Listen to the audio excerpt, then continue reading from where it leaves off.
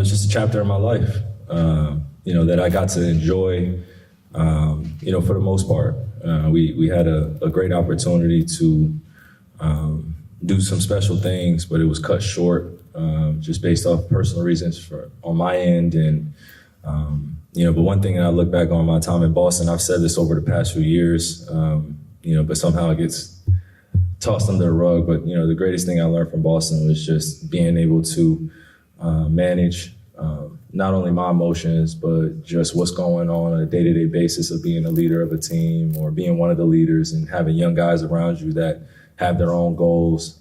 But you have to learn how to put the big picture first. And, leaving those guys, JT and JB, and, some of the guys that are still remaining on that team, like Al Horford or, Marcus Smart got traded away. We had a great time to bond, a great time to go through some tough times, not just on the court, but, I know in due time, a lot of that full story will come out and when it's appropriate. But, I had a great time in Boston, just being able to learn and, grow as a person.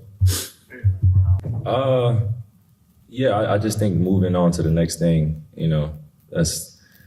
just learn how to move on and let go of the past.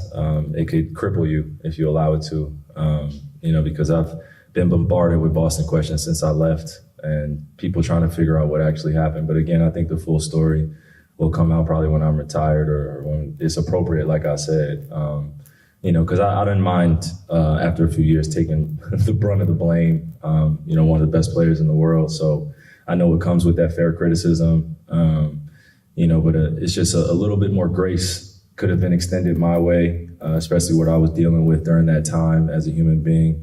I know sometimes in sports, it's literally about the end goal and result and what you accomplish, and that's one thing, but we're still human at the end of the day, and I wasn't my best self during that time. So when I look back on it, I just see it as a time where I learned how to let go of things and learned how to talk through my emotions. I came into the league at 19 years old, not knowing how to be a young man as of yet, because this whole lifestyle was thrown at me. I was expected to do wondrous things, but I just wanted to continue to develop as a human being. And once I put that first, then, you see me flourishing now. So it feels good.